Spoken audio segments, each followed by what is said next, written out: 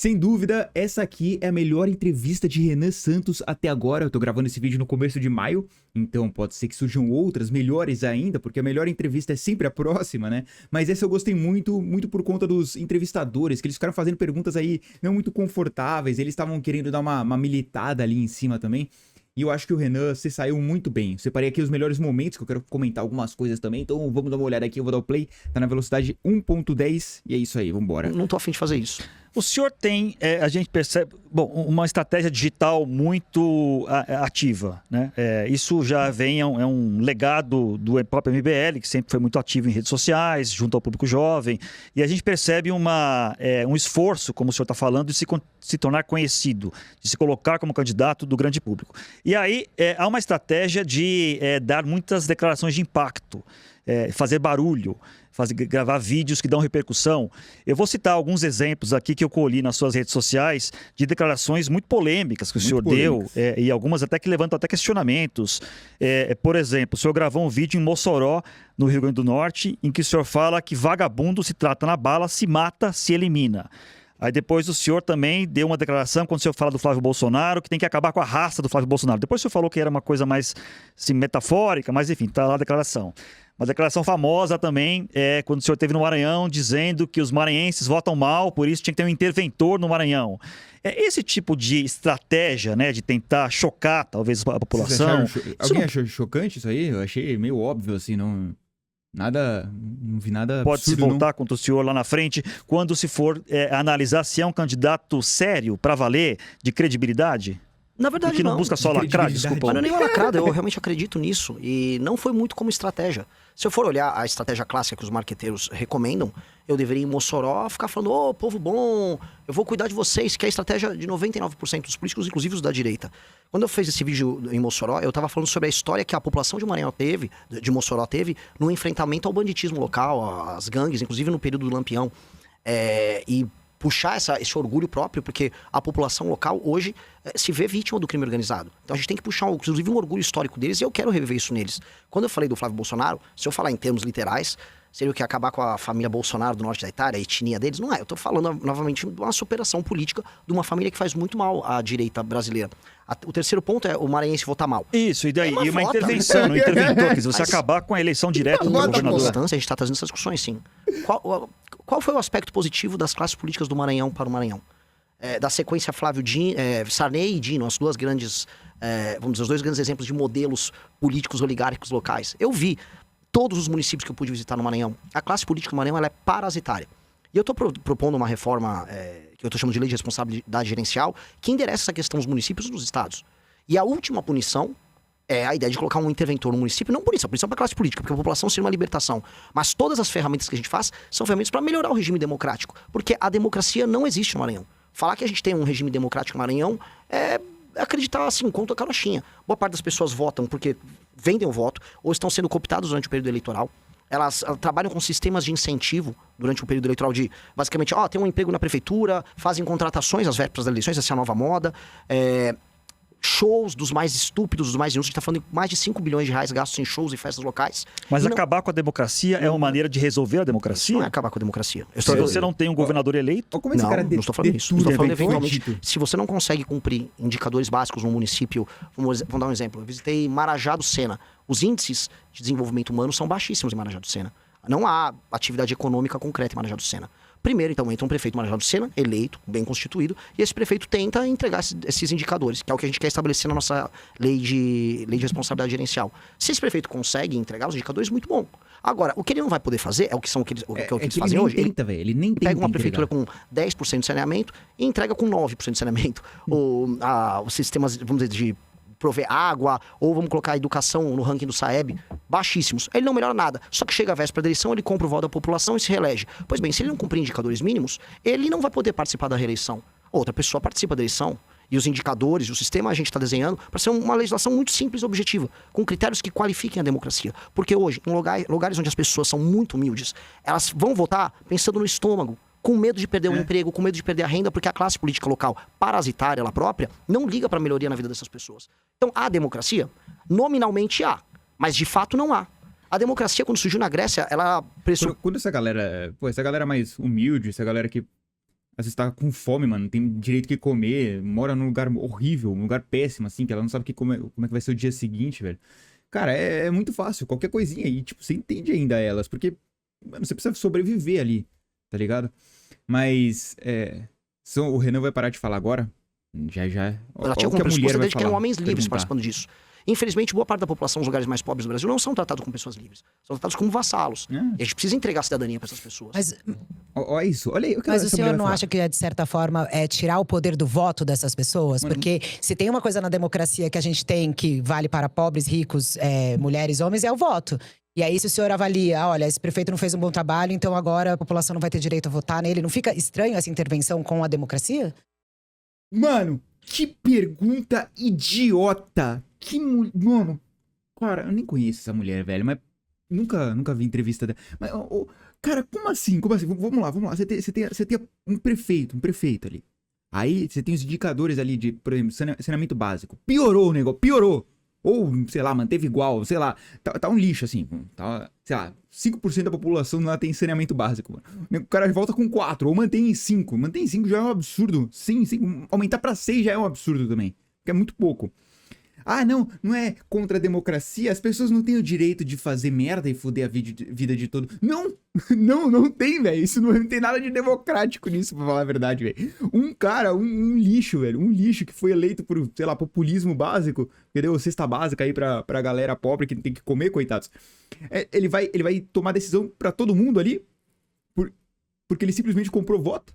E isso é democrático, então? Cara, às vezes o Renan saiu muito bem respondendo, mas dá vontade de perguntar de volta. Então você acha que isso é democrático, velho? Um cara decidir, um prefeito ruim, horrível, que piora o marcador de saneamento básico, por exemplo, piora a educação, ser reeleito. Isso é bem democrático, então. Muito pelo contrário, novamente eu falei. Essa democracia aí eu não quero viver não, velho. Tá maluco. Intervenção no município é só num caso muito grave, em que aquele município não tá atingindo por 8 anos um indicador de desempenho. Agora, nos primeiros 4 anos, se um prefeito não consegue entregar essa maioria nos indicadores de desempenho, e aí ele aparece na pesquisa com 50%, 60%, entendam, essa é a regra. É isso que acontece em todo o Brasil. Os prefeitos nessas cidades pequenas, com péssimo IDH, eles se reelegem. O que eu tô fazendo é, olha, esse prefeito não vai poder concorrer à reeleição. Não vai. Não melhorou acabou, um indicador, acabou, vive mano. de repasses federais e não consegue melhorar a vida das pessoas. Acabou, aí as pessoas véio. votam por quê? A gente sabe que a regra nesses lugares é a compra de voto. Então não há democracia ali. Quando a gente fala, mas essa pessoa tá perdendo voto, primeiro, isso seria uma atitude extrema no final da ponta, se aquela cidade não consegue melhorar um indicador. E por um pequeno período de tempo... Tipo assim, mano, cara, o que essa mulher fala? Mano, é assim, não, mas a gente não pode ferir os princípios democráticos, ele tem o direito... O povo tem o direito de eleger quem quer... Mano, tá piorando, tá cagando a porra do país todo, ou da cidade do cara, ou até do estado, né, dependendo de quem tiver sendo eleito.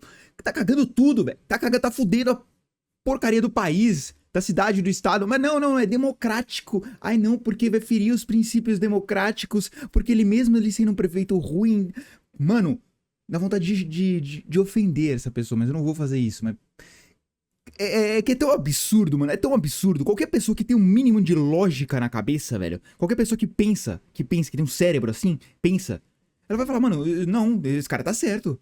Esse cara tá certo, essa entrevista tá maravilhosa. Até a gente conseguir recompor esses indicadores. Se isso, antes disso não for feito, a gente vai continuar vivendo a ilusão, que é uma ilusão que a gente acredita desde 88, que existe democracia em Marajó do Sena. Não existe democracia em Marajó do Sena. Gente, agora, não existe democracia em maior parte das cidades pequenas do Brasil. Candidato, outra pré-candidato. TSE não fui eu. Sou eu que tô falando. Pré-candidato, quando... outro tema importante na sua pré-campanha é a segurança pública, um tema que o senhor coloca com muita ênfase. Quando o senhor fala que vagabundo se trata na bala, se mata, se elimina, isso não é uma atualização do velho ditado de que bandido bom é bandido morto? E eu pergunto, bandido bom é bandido morto? Bandido bom que se entrega, ele vai pra cadeia e fica bastante tempo cumprindo pena. Bandido que não resolve se entregar e tá segurando um fuzil e tá ocupando territorialmente uma área do Brasil de maneira ilegítima, ele basicamente vai morrer. Acho que não há muito escolha. Eu acho que isso é um absurdo falar isso? Eu acho que eu não entendo muito. É um absurdo falar isso? Ele falou um absurdo aqui? Meu Deus, me dá uma urna agora, mano. Consensual. Vou votar nesse cara. Tá pense em uma maluco. nação, pense se os Estados... Só um ponto. Se os Estados Unidos permitiriam que um bairro, que o Queens, fosse tomado por uma facção e a facção fizesse, vamos dizer, a segurança no Queens. Isso é inimaginável numa nação séria. Se a China permitiria que um bairro em Xangai tivesse isso. A gente não pode permitir isso no Brasil.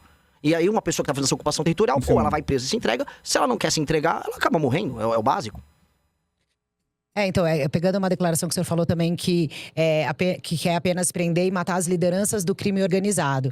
Mas, de novo, essa questão, o senhor está explicando agora melhor, né? Se não se entregar, vai morrer. Mas desse jeito que o senhor fala, não parece… Aí eu quero saber a sua opinião em relação à pena de morte. O senhor imagina, se eleito, colocaria a pena de morte como uma pauta do Brasil para a gente enfrentar ela, já que o senhor está defendendo nesse caso… Claro, né? Enfim, são criminosos, etc. Mas a gente não tem pena de morte no Brasil. Aí eu queria sua opinião sobre isso, também misturando um pouco, já aproveitando com a questão religiosa, né? Eu não sei exatamente como é que o senhor vê essa questão, que é uma questão que tende ali a, digamos, afastar uma parte do voto cristão, digamos assim. A gente tem pena de morte no Brasil e a pena de morte ela é executada pelo crime organizado nos seus tribunais próprios, ocupando de maneira ilegítima pedaços do Brasil. A gente tem pena de morte na Rocinha. Mas o senhor como presidente… Calma, deixa eu molhar o bico. O presidente da República nem sequer com essa Constituição pode instituir a pena de morte. Porque é cláusula pétrea, a gente nem pode fazer isso. Isso seria numa discussão a posteriori que vale a pena a gente ter de uma constituinte num momento novo. Com a Constituição que nós temos agora, a gente pode aumentar muito as penas, que é o que eu pretendo fazer de pronto. Aumento de penas. E quando eu falo no prendeu, matou, a discussão que nós temos que ter, que envolve o combate ao crime organizado, é colocar muita energia e muita ênfase nesse enfrentamento, na reocupação do território brasileiro. O entendimento que o Estado brasileiro tem que ter de que aquele território é dele. Veja, cara, tem uma coisa que me choca quando eu ando no Rio de Janeiro, quando eu vejo, por exemplo, generais, já tive reuniões com membros das Forças Armadas que vão naqueles clubes militares, perto da orla ali. E aí eles vão nas reuniões, mas ele próprio militar, cuja função primordial é a defesa do nosso território, ele tenta evitar os territórios ocupados pelo crime. Ele mesmo sabe que aquele território brasileiro que ele deveria constitucionalmente defender não pertence ao Brasil.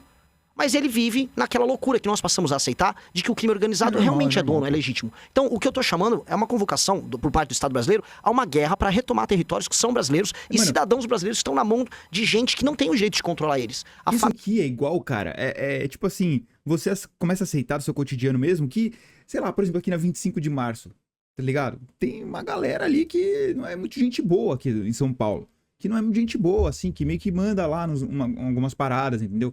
Tipo, a lei não vale tanto assim, tá ligado? No Brasil. É um negócio meio esquisito. Tipo, você tem flanelinha, cara. Você tem flanelinha em São Paulo. Não sei onde você mora, mas em São Paulo, cara, tem de monte. Você vai estacionar na rua. É na rua. Você vai na porcaria da rua, mano.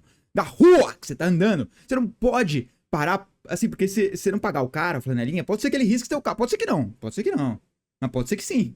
E aí, se eu pagar pra ver? Você vai dar um migué ali, não vou te pagar pra ter seu carro ali autografado? Você não vai arriscar isso, entendeu? E isso vira parte do cotidiano, vira, cara, uma coisa normal, banal. Ah, não, lá tem flanelinha. Ah, pô, deixa eu ajudar o cara. Ele tá olhando meu carro, Tá olhando dele mesmo, pô. Você vai parar num lugar super movimentado, sei lá, 10 horas da manhã, lugar super movimentado, o cara tá lá. Não, eu tô olhando aqui teu carro. Você acha que ele vai fazer alguma coisa também se vier alguém roubar o carro? Tá cagando, mano. Tá protegendo dele mesmo também, pra ele não riscar teu carro. Cara, é uns absurdos que você tem que aceitar a viver. E aí se você começa a reclamar disso no dia a dia, porque às vezes você não tem muito o que fazer, né? Você reclama também, você vira chato. Ah, é assim mesmo, deixa pra lá, que não sei o que. Cara, eu não quero viver num país assim, velho. Eu realmente não quero. E eu não acho isso normal, velho. Eu não acho que ninguém tem que achar isso normal. Eu acho que as pessoas deviam se indignar profundamente com isso, cara. Flanelinha é um absurdo, por exemplo. Crime organizado muito pior, né? A família do Marcinho VP não pode controlar pedaços do Brasil. Inclusive, o senhor defende algo chamado direito penal do inimigo, salvo engano, né? Sim. Que é pelo que eu andei lendo, que o senhor tá defendendo, seria algo como algumas situações, alguns criminosos não teriam os mesmos direitos em julgamentos de defesa, de advogados, eventualmente, criariam um sistema jurídico próprio para algumas pessoas, algumas categorias de crime. Isso é factível, tendo em vista a nossa Constituição, que defende a ampla defesa, que defende o direito das pessoas, rebaterem acusações, o direito de não serem atropelados pelo Estado? Que tipo de proposta é essa que criaria um sistema judicial paralelo? E o direito de ir e vir, né? Quando o cara tá com um fuzil andando pela rua, minha cachorra tá latindo, rapaziada.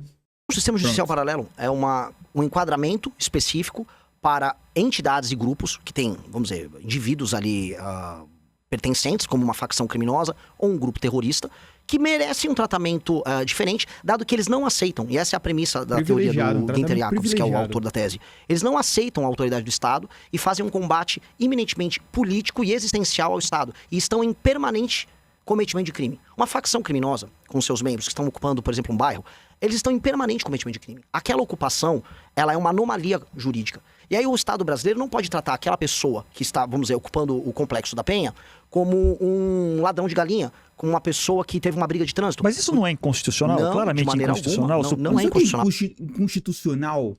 Mano, cara, que... Mano, às vezes bate uma raiva. Sabe o que é inconstitucional, velho? É criminoso o cara andando com um fuzil e você tem que pagar alguma coisa pra ele, porque ele definiu que sim. Assim, é você ter seu celular roubado. Minha cachorra tá latindo de novo. Ó, tá aqui a criminosa, que não para de latir. Ó lá. Meu Deus do céu.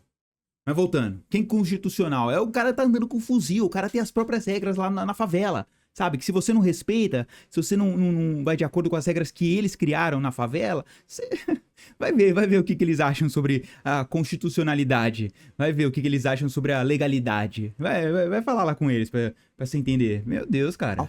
Zanin, não é constitucional. É um enquadramento que você tem que fazer dentro da lei brasileira, estabelecendo um tipo penal para que essas pessoas que são, aí você faz o levantamento junto com a Polícia Federal, junto com a BIM, as pessoas que fazem parte das facções criminosas. Estabelece-se por lei, junto com o Congresso Nacional, essas são as facções que vão ficar circunscritas e tem que ser uma definição muito, muito clara e muito precisa. Essas facções terão um tratamento diferente. Outros países conseguiram fazer. A Dinamarca conseguiu fazer. A Dinamarca separou membros de uma determinada, os caras já devem determinada estar todo... quadrilha Ai, não sei, como Dinamarca parte, fez. vamos dizer, de um organismo anômalo. Ele tá mandando O que eles muito chamam, bem Guinter nessa Actus, entrevista. Guinter Actus, a gente precisa entender, é o direito penal de terceira velocidade. Ele tem que ser veloz, a gente tem que ter medidas que sejam rápidas e enfático com esse tipo de bandido. Não dá pra eu chegar pra um membro do Comando Vermelho, ele tá com um fuzil na mão, oh, não, mas eu tenho aqui minha presunção de inocência. Um sujeito que tá com um fuzil, um sujeito que tá fazendo uma ocupação territorial, o chefe de uma facção, ele não tem presunção de inocência.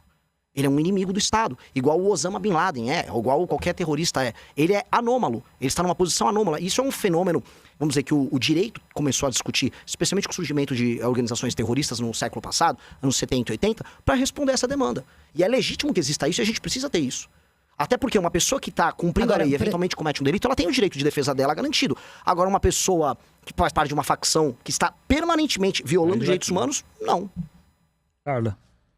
Agora, por exemplo, nessa discussão de segurança pública, um dos debates que é feito hoje aqui é sobre... Bom, adiantei um pouco aqui porque eu não vou colocar a entrevista completa, vou deixar o link pra entrevista completa que você deve assistir porque tá maravilhosa, tá? Vai estar aqui na descrição, mas eu ainda quero ver essa parte aqui com vocês, que eles estão falando um pouco sobre o PL da misoginia, tá? Então, vamos lá. Passando a maior parte das mulheres. Carla.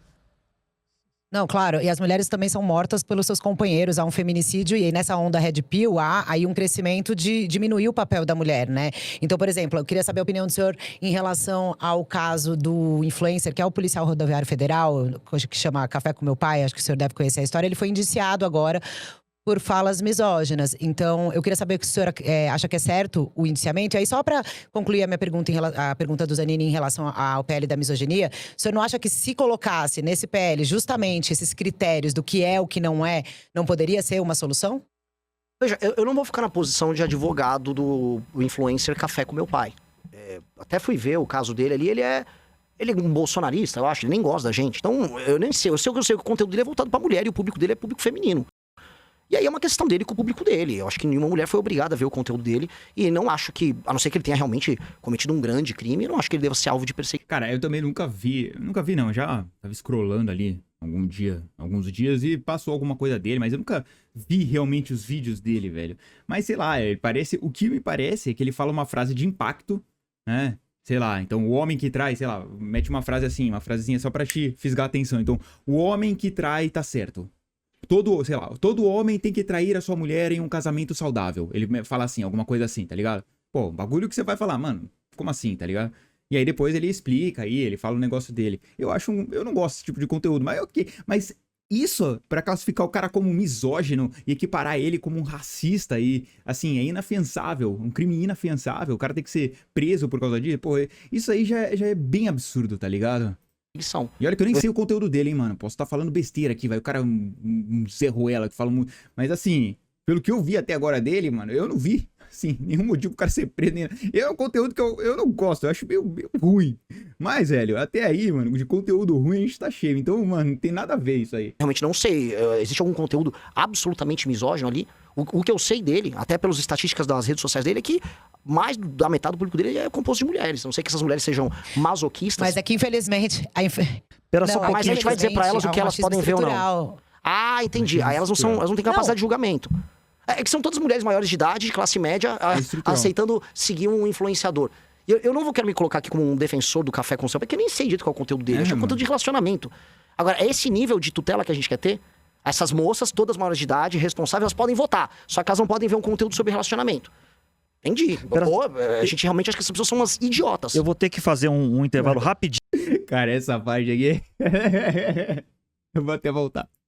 As moças, Como eu vou todas ter que voltar maiores de idade, isso é aqui? conteúdo de relacionamento. Agora, é esse nível de tutela que a gente quer ter? Essas moças, todas maiores de idade, responsáveis, elas podem votar. Só que elas não podem ver um conteúdo sobre relacionamento. Entendi. Pô, a gente realmente acha que essas pessoas são umas idiotas. Eu vou ter que fazer um... É que, mano, votar é conveniente, entendeu? Com o voto delas, o cara se elege, é legal. Agora, não, ela vai dar opinião, não, isso aí a gente não quer, isso aí é machismo estrutural, você não sabe. Isso é muito complexo pra você, então deixa que a gente resolve aqui, tá? É isso, que nem eu falei, eu vou deixar o link na descrição pra entrevista completa, assista porque essa entrevista tá maravilhosa.